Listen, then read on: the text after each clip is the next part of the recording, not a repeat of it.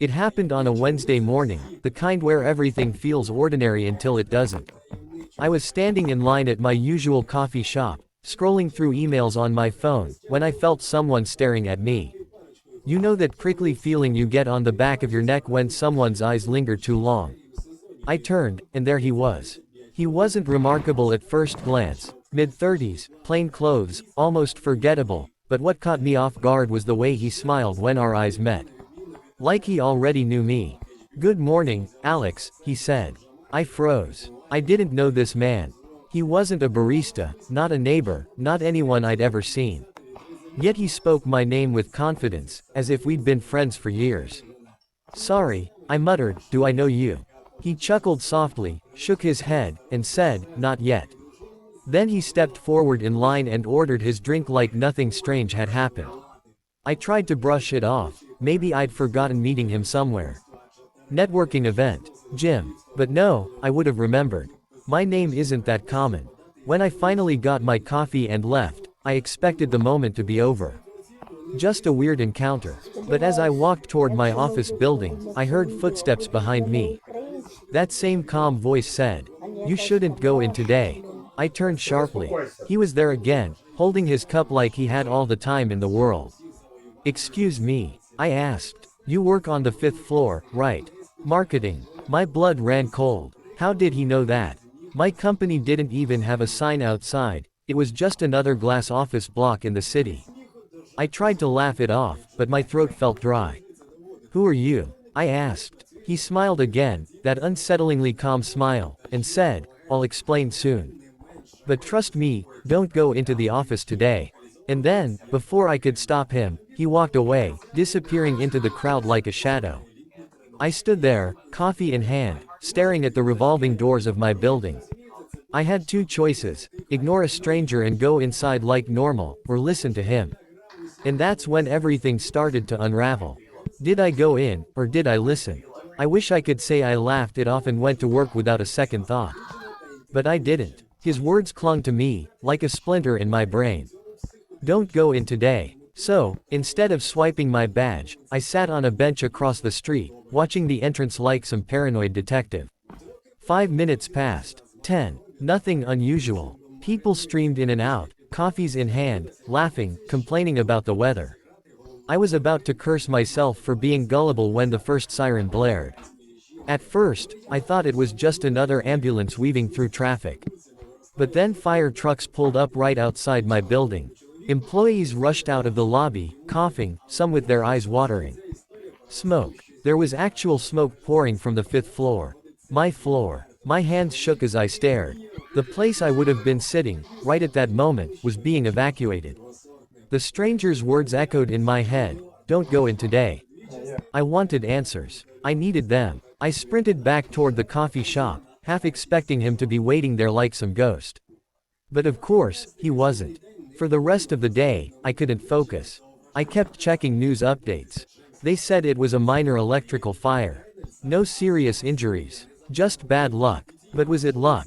Or had that man known something? That night, I barely slept. Every creak of my apartment felt louder than usual. My phone buzzed once around midnight, and my heart nearly leapt out of my chest. It was an unknown number. The message was short. "I told you not to go in. We should talk." Do I reply, or pretend none of this is happening? I didn't reply. Not at first. I kept staring at the message, willing it to disappear. But 5 minutes later, another text came. "Meet me tomorrow, 7 a.m., same coffee shop. Don't be late." I knew it was reckless. Every rational part of me screamed, "Block the number, forget this, call the police."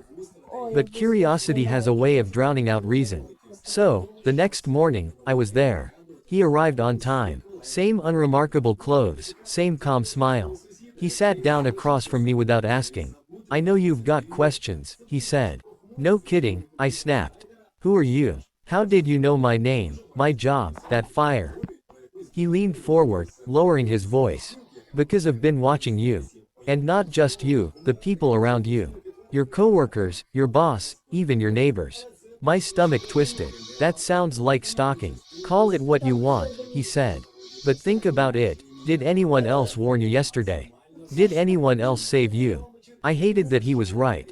Then he said something that nearly knocked the air from my lungs. Alex, I know your secret.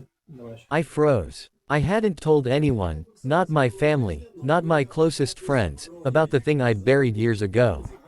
The mistake I thought I'd hidden. My voice shook. What secret? He smiled faintly. The one that keeps you up at night. The one you hope nobody ever finds out. Don't worry, I'm not here to expose you. I'm here to help. My mind spun. Was this blackmail? Some elaborate con? But before I could press further, he stood. Walk with me, he said. And against all logic, I did. What secret could he possibly know, and why would he help me? We walked through the city streets, him talking, me trying to absorb every word. He spoke like he'd rehearsed this moment 100 times. You're not the first person I've approached, he said. And you won't be the last. Something's happening. Something bigger than you realize. I need people like you. People like me? I asked. People with secrets, he replied calmly. That sent a chill through me. He wasn't just some stalker. He was collecting people. But for what? Finally, we stopped at a quiet park bench. He turned to me. You don't have to decide now. But soon, you'll have to choose. Keep pretending your life is normal. Or face what's really coming. I shook my head. Coming. What's coming? He looked straight at me, and for the first time, his calm smile faded. His voice dropped. A storm, he said. Not the kind that rattles windows. The kind that tears apart lives. The fire at your office? That was only the beginning. People will try to silence me. And now that you've talked to me, they'll come after you too. My blood turned to ice. Who's they? He leaned in close and whispered a name. A name I recognized. A name I should never have heard from a stranger's lips. And in that moment, I realized, he wasn't bluffing. He really did know everything. The stranger stood, slipped a folded paper into my hand, and walked away without another word. I opened it, heart pounding. It had just one line. They're watching you already. I looked around the park, scanning faces, windows, shadows. And for the first time in my life, I felt truly hunted. The question wasn't whether I believed him. The question was, what would I do next?